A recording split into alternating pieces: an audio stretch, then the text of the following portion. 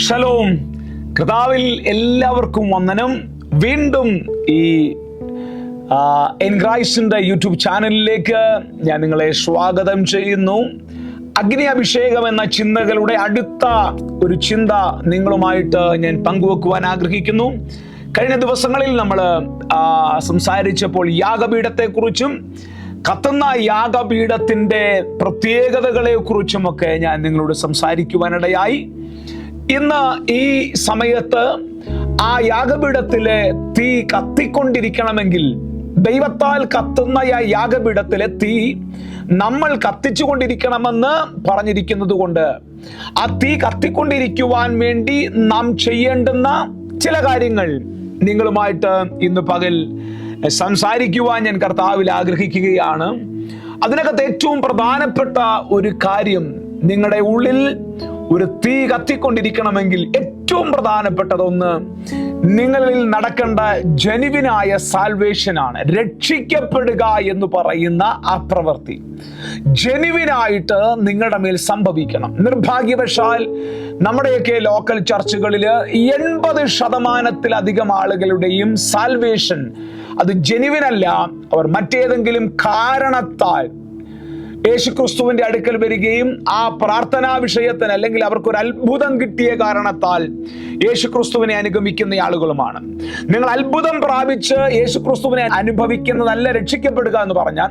രക്ഷിക്കപ്പെടുക എന്ന് പറഞ്ഞാൽ ഒരുവൻ തന്റെ പാപ ജീവിതത്തോട് എന്നേക്കുമായി ഗുഡ് ബൈ പറഞ്ഞ് അവൻ ക്രിസ്തുവിൽ ഒരു പുതിയ സൃഷ്ടിയായി തീരുകയാണ്. കർത്താവായ യേശുക്രിസ്തുവിനെ ഹൃദയം കൊണ്ട് വിശ്വസിക്കുകയും വായ്കൊണ്ട് ഏറ്റുപറയുകയും ചെയ്യുന്ന ഒരു പ്രക്രിയ, അതാണ് രക്ഷിക്കപ്പെടുക എന്ന് പറയുന്നത്. അങ്ങനെയുള്ള ജെനുവിൻ സാൽവേഷൻ ഈ അഗ്നി കത്തുന്നതിന് ഏറ്റവും പ്രധാനപ്പെട്ട ഒരു കാര്യമാണ്. മറ്റൊരു കാര്യം, നിങ്ങളുടെ പാഷൻ, ദൈവത്തോടുള്ള നിങ്ങളുടെ വിശപ്പ്, നിങ്ങളുടെ അകത്തെ ആ കെട്ടുപോകാത്ത ഒരു വലിയ പാഷൻ, അത് വളരെ ഇമ്പോർട്ടൻ്റ് ആണ്.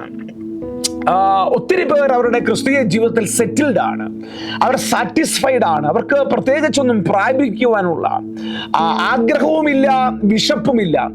എന്നാൽ മത്തായിയുടെ സുവിശേഷത്തിൽ യേശു പറയുന്ന ഒരു കാര്യമുണ്ട്, ആത്മാവിൽ ദരിദ്രരായവർ ഭാഗ്യവാന്മാർ. അപ്പോൾ ഒരു ദൈവപ്രവൃത്തിക്ക് വേണ്ടിയുള്ള ഒരു ഹങ്കർ, ഒരു ദൈവപ്രവൃത്തിക്ക് വേണ്ടിയുള്ള ഒരു പാഷൻ, കർത്താവിനാൽ കൂടുതൽ വളരണമെന്ന് ആഗ്രഹിക്കുന്ന ഒരു വിശപ്പുള്ള മനുഷ്യനായി തീരുക. എന്നോട് ഈ ഉണർവിന്റെ കാലഘട്ടത്തിൽ ഒത്തിരി പേർ പ്രാർത്ഥിക്കാൻ എൻ്റെ അടുക്കൽ വന്നപ്പോൾ പറഞ്ഞിട്ടുണ്ട്, പാസ്റ്റർ, ഞങ്ങൾക്ക് ഒരു പാഷൻ ലഭിക്കുവാൻ വേണ്ടി പ്രാർത്ഥിക്കുക, ഞങ്ങൾക്കൊരു വിശപ്പ് കിട്ടാൻ വേണ്ടി പ്രാർത്ഥിക്കുക.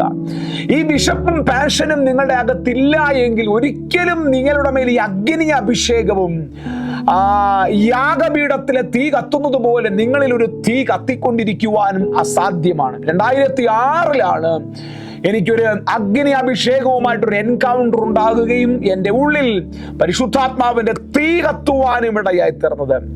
2024 വരെയുള്ള ദീർഘവർഷങ്ങളിൽ എനിക്ക് ധൈര്യത്തോടെ പറയുവാൻ പറ്റും, അന്ന് മുതൽ ഇന്ന് ഈ നിമിഷം വരെയും എൻ്റെ ഉള്ളിലൊരു വലിയ വിശപ്പുണ്ട്, എൻ്റെ ഉള്ളിലൊരു വലിയ കർത്താവിന് വേണ്ടി നിൽക്കണമെന്നുള്ളൊരു വലിയ പാഷൻ ഉണ്ട്. വർഷങ്ങൾ കഴിയുന്തോറും ആ പാഷൻ എന്നിൽ വർദ്ധിച്ചുകൊണ്ടിരിക്കുന്നു. അതുകൊണ്ട് തന്നെ എന്നിൽ തീ കെട്ടുപോകാതിരിക്കുന്നു എന്നും എനിക്ക് പറയുവാൻ കഴിയും. മൂന്നാമതൊരു ഏറ്റവും പ്രധാനപ്പെട്ട കാര്യം, ഇത് വിശ്വാസം നിങ്ങളുടെ അകത്ത് ഒരിക്കലും അണഞ്ഞു പോകരുത്. വിശ്വാസം കൂടാതെ ഒരാൾക്കും ദൈവത്തെ പ്രസാദിപ്പിക്കുവാൻ കഴിയത്തില്ല. അപ്പോൾ ദൈവത്തിന്റെ അടുക്കൽ വരുന്നവൻ ദൈവമുണ്ട് എന്നും തന്നെ അന്വേഷിക്കുന്നവർക്ക് അവൻ പ്രതിഫലം കൊടുക്കുന്നു എന്നും അവർ വിശ്വസിക്കണം. വിശ്വാസം, ബൈ ഫെയ്ത്ത്, അങ്ങനെ ഒരു തലം ഉണ്ടെന്നും അഗ്നി അഭിഷേകം ഉണ്ടെന്നും അത് നിങ്ങൾ വിശ്വാസത്തോടെ അതിനെ നിങ്ങൾ സ്വീകരിക്കാനിടയായി തീരണം. ഏറ്റവും പ്രധാനപ്പെട്ട ഒരു കാര്യമാണ് നിങ്ങളുടെ ഹോളി ലൈഫ്. നിങ്ങൾ ഹോളി ലൈഫ് സൂക്ഷിക്കുക എന്നുള്ളത് നിങ്ങളുടെ അകത്തെ തീ കെട്ടുപോകാതിരിക്കേണ്ടതിന് ഏറ്റവും പ്രധാനപ്പെട്ട ഒരു കാര്യമാണ്. നിങ്ങൾ തുടർമാനം പാപത്തിൽ ജീവിക്കുന്നയാളാണെങ്കിൽ, പാപ സ്വഭാവത്തിൽ നിങ്ങൾ അടി ഉറച്ച് കിടക്കുന്നയാളാണെങ്കിൽ ഒരിക്കലും നിങ്ങളിൽ ആ തീ ആളി കത്തിക്കുകയോ നിങ്ങളിലെ തീ മറ്റുള്ളവരിലേക്ക് പോകുകയോ ചെയ്യത്തില്ല. നിങ്ങളുടെ പ്രാർത്ഥനാ ജീവിതം ഇതിന് വളരെ വളരെ വളരെ ഇമ്പോർട്ടൻ്റ് ആണ്. നിങ്ങൾ പ്രാർത്ഥനയിൽ ഒരിക്കലും മടുത്തു പോകരുത്. മടുത്തു പോകാതെ എപ്പോഴും പ്രാർത്ഥിക്കാനാണ് കർത്താവായ യേശുക്രിസ്തു പറഞ്ഞിരിക്കുന്നത്. അങ്ങനെ മടുക്കാതെ പ്രാർത്ഥിക്കുന്ന ഒരു സ്വഭാവത്തിന്റെ ഉടമയാണ് നിങ്ങളെങ്കിൽ നിങ്ങളിൽ ഒരിക്കലും നിങ്ങളുടെ തീ കെട്ടുപോകത്തില്ല. ദൈവവചനം പഠിക്കുക എന്നുള്ളത് ഏറ്റവും പ്രധാനപ്പെട്ട ഒരു കാര്യമാണ്. നിങ്ങൾക്കറിയാമോ, ഒരുപാട് സഭകളിൽ ദൈവവചനം ശരിയായ ടീച്ചിങ് ലഭിക്കുന്നില്ല. ഇന്ന് ഞാൻ ഈ വീഡിയോ ഷൂട്ട് ചെയ്യുമ്പോൾ തന്നെ ഒരു 5-6 പേരെന്നെ പേഴ്സണലി കണ്ടിട്ട് പറഞ്ഞു, ഞാൻ ഇന്ന് ക്രിസ്തു വെളിപ്പാട് എന്നൊരു വിഷയത്തെ പ്രസംഗിച്ചപ്പോൾ ഒരു 4-5 പേരെന്നെ പേഴ്സണലി കണ്ടു പറഞ്ഞു, പാസ്റ്റർ, ഞങ്ങൾക്ക് ഇങ്ങനെ ഒരു വെളിപ്പാട് അറിയത്തില്ല, ഞങ്ങളോട് ഇങ്ങനെയൊന്നും പ്രസംഗിച്ചു തരാൻ ആളില്ല. അപ്പൊ ശരിയായ ദൈവവചനത്തിന്റെ പഠനം നിന്റെ ഉള്ളിലെ തീയെ ആളെ കത്തിക്കുവാനിടയായി തീരും. അതിനേക്കാൾ ഉപരി നിന്റെ അകത്തുള്ള സുവിശേഷീകരണത്തിന്റെ താല്പര്യം. ഒരാളെ കാണുമ്പോൾ ആ തീ നിന്റെ അകത്ത് ദൈവം കത്തിച്ചത് ചാടാനും മറിയാനും കസേര മറിക്കാനും വേണ്ടി മാത്രമല്ലല്ലോ, അത് സുവിശേഷീകരണത്തിന് വേണ്ടിയാണല്ലോ, അതിന് ഇവാഞ്ചലിസത്തിന്റെ ഫയർ ആണല്ലോ. ഒരാളെ കാണുമ്പോൾ നിന്റെ അകത്ത് ആ നഷ്ടപ്പെട്ടു പോകുന്ന ആളിനെ കുറിച്ചുള്ള ആത്മഭാരം, ആ ആത്മഭാരത്താൽ നിന്റെ ഉള്ളിൽ കത്തുന്ന തീ, അത് വീണ്ടും ജ്വലിച്ചുകൊണ്ടേയിരിക്കും. ആമേൻ. അങ്ങനെ നിന്റെ അകത്തെ ആ യാഗപീഠത്തിന്റെ തീ കെട്ടുപോകാതെ ലഭിക്കുമ്പോഴെല്ലാം, സാധ്യമാകുമ്പോഴൊക്കെ നീ അറ്റൻഡ് ചെയ്യേണ്ട ഏറ്റവും പ്രധാനപ്പെട്ട ഫെലോഷിപ്പുകൾ.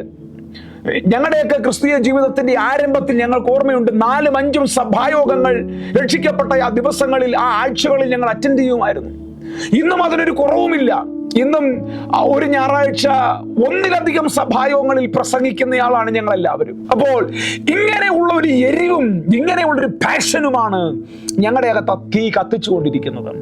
നിങ്ങളുടെ അകത്ത് തീ കെട്ടുപോകാതിരിക്കുവാൻ ഞാൻ ഈ പറയുന്ന ചില കാര്യങ്ങൾ നിങ്ങൾ ശ്രദ്ധിച്ചാൽ നിങ്ങളുടെ അകത്തെ തീ ഒരിക്കലും കെട്ടുപോകത്തില്ല. മറ്റൊരു ഏറ്റവും പ്രധാനപ്പെട്ട നിങ്ങൾ ശ്രദ്ധിക്കേണ്ട ഒരു കാര്യമാണ്, ഈ തീ കെട്ടുപോയ പലരെയും നിങ്ങൾ ശ്രദ്ധിക്കുമ്പോൾ ആ തീ കെട്ടുപോകാനുള്ള പ്രധാനപ്പെട്ട കാരണം അവരുടെ പേഴ്സണൽ സിന്നുകളാണ്. പാപത്തിൽ ജീവിക്കുന്ന ഒരു വ്യക്തിയുടെ അകത്തൊരിക്കലും ഈ തീ ജ്വലിക്കത്തില്ല, ആ തീ കെട്ടുപോകും. നിങ്ങൾ ശ്രദ്ധിച്ചിട്ടുണ്ടോ, തീയെ വിമർശിക്കുന്ന ആളുകൾ, അഗ്നി അഭിഷേകത്തെ വിമർശിക്കുന്ന ആളുകളുടെ അവരുടെ പേഴ്സണൽ ലൈഫ് ഒന്ന് ശ്രദ്ധിച്ചാൽ അറിയാം. അവർ പലതിലും പിടിക്കപ്പെട്ട ആളുകളും പല വിധത്തിലുമുള്ള പാപത്തിൽ ജീവിക്കുന്ന ആളുകളുമാണ്. അതുകൊണ്ട് അവർക്ക് ഈ തീ മനസ്സിലാകത്തില്ല, തീയെ അംഗീകരിക്കുവാൻ അവർക്ക് കഴിയത്തില്ല. ഞാൻ വിനയപുരസ്സരം നിങ്ങളോട് പറയട്ടെ, ഗോസിപ്പുകൾ നിങ്ങളുടെ അകത്ത് തീയെ കെടുത്തിക്കളയും. അവിടെയും ഇവിടെയും ആരെങ്കിലുമൊക്കെ എന്തെങ്കിലും പറഞ്ഞത് കേട്ട് ഗോസിപ്പുകൾ പരത്തുന്നയാളാണോ? നിങ്ങൾ പ്രത്യേകം ശ്രദ്ധിക്കുക. നിങ്ങൾ അഗ്നിയുമായിട്ട് കണക്ട് ആകുകയാണെങ്കിൽ നിങ്ങളുടെ മൊബൈൽ ഫോണിൽ ഒരിക്കലും നിങ്ങൾ ഒരു നെഗറ്റീവ് സ്പ്രെഡ് ചെയ്യുന്നതാകരുത്. നിങ്ങളുടെ സോഷ്യൽ മീഡിയ, എന്റെ സോഷ്യൽ മീഡിയ അക്കൗണ്ടിൽ എന്നെ വിമർശിക്കണമെന്നില്ല, അഭിഷേകത്തെ വിമർശിക്കുന്ന ഒരാളെ പോലും എന്റെ സോഷ്യൽ മീഡിയയിൽ അറിഞ്ഞുകൊണ്ട് ഞാൻ ഫ്രണ്ട്സ് ആയിട്ട് വെച്ചിരിക്കത്തില്ല. ഞാൻ ഈ കാലഘട്ടങ്ങളിലെല്ലാം എത്രയോ പേരെ അൺഫ്രണ്ട് ചെയ്തിട്ടുണ്ട്, എത്രയോ പേരെ അൺബ്ലോക്ക് ചെയ്തിട്ടുണ്ട്. കാര്യം അവർ എന്നെ വിമർശിക്കുന്നില്ലായിരിക്കാം, പക്ഷേ ആ ശുശ്രൂഷകളെ വിമർശിക്കുന്ന ഒരാളെ പോലും എന്റെ ഫ്രണ്ട് ലിസ്റ്റിൽ ഞാൻ വെച്ചിരിക്കാൻ ആഗ്രഹിക്കുന്നില്ല. അവർ സ്പ്രെഡ് ചെയ്യുന്ന ഗോസിപ്പുകൾ ഞാൻ കേൾക്കുവാൻ ആഗ്രഹിക്കുന്നില്ല. ഗോസിപ്പുകൾ നിന്റെ അകത്തെ തീയെ കെടുത്തിക്കളയുവാനിടയായി തീരും. പിന്നെ ഈ പണത്തോടുള്ള അമിതമായ ആഗ്രഹം, ദ്രവ്യാഗ്രഹം സകലവിധ ദോഷത്തിന്റെയും മൂല കാരണമെന്നാ പറയുന്നത്. എനിക്കറിയാം എത്രയോ ശുശ്രൂഷകന്മാർ, ഞാൻ ഈ അടുത്ത ദിവസം ഒരാളെ കണ്ടു, വർഷങ്ങൾക്ക് പുറകിൽ അസാധാരണമായ ദൈവ സാന്നിധ്യം ചുമന്നുകൊണ്ട് നടന്ന ഒരു ദൈവമനുഷ്യൻ. പലപ്പോഴും ഞാൻ അദ്ദേഹത്തിന്റെ ശുശ്രൂഷയിൽ ഞാൻ അനുഭവിച്ചിട്ടുണ്ട് ദൈവ സാന്നിധ്യം. പക്ഷേ ഈ കഴിഞ്ഞ ദിവസം കണ്ടപ്പോൾ ഒരു നനഞ്ഞ പടക്കം പോലെ എന്തൊക്കെയോ ചെയ്യുന്നു, ദൈവ സാന്നിധ്യം എന്ന് പറഞ്ഞാൽ എന്തൊക്കെയോ കാണിക്കുന്നു, പക്ഷേ സാന്നിധ്യത്തിന്റെ ഒരു ചെറിയ ചലനം പോലും അദ്ദേഹത്തിന്റെ അകത്തില്ല. കാര്യം, അതിന്റെ പ്രധാനപ്പെട്ട കാര്യം, അദ്ദേഹം ഒരു അഹങ്കാരിയായി തീരുകയും അദ്ദേഹത്തിന് പണത്തോടുള്ള ആർത്തി കൂടുകയും ചെയ്തു എന്നുള്ളതാണ്. ക്ഷമിക്കാത്ത മനസ്സ്, അൺഫോർഗീവ്നെസ്, ബിറ്റർനെസ്, ഇതെല്ലാം നിങ്ങളുടെ അകത്ത് തീയെ കെടുത്തിക്കളയും. ഈ തലമുറയിൽ തീ കത്താൻ ആഗ്രഹിക്കുന്നയാളാണെങ്കിൽ തീ കെട്ടുപോകുന്ന ഒന്നും നിങ്ങളുടെ ലൈഫിൽ ഉണ്ടാകാതിരിക്കട്ടെ. തീ കൊണ്ട് നടക്കുന്നവൻ വെള്ളത്തോട് തീയെ കെടുത്തിക്കളയുന്ന വെള്ളവുമായിട്ട് അസോസിയേറ്റ് ചെയ്യാതിരിക്കുക. തീ ജ്വലിപ്പിക്കുന്ന മെറ്റീരിയലുകളുമായിട്ട് നീ ചേർന്ന് നിൽക്കുക. ഒരിക്കലും കെട്ടുപോകാത്ത ഒരു അഗ്നിയുടെ ആളായി നീയും നിന്റെ സഭയും നിന്റെ കുടുംബവും തീരട്ടെ എന്ന് ഞാൻ പ്രാർത്ഥിക്കുന്നു. സർവകൃപാലുവായ ദൈവം നിന്റെ പേഴ്സണൽ ഓൾട്ടറും നിന്റെ ഫാമിലി ഓൾട്ടറും നിന്റെ ചർച്ചിന്റെ ഓൾട്ടറും എന്നും കത്തിച്ച് തന്നെ നിർത്തട്ടെ. അതിനുള്ള പാഷൻ നിങ്ങൾക്ക് ലഭിക്കട്ടെ. God bless you. ദൈവം അനുഗ്രഹിക്കുമാറാകട്ടെ.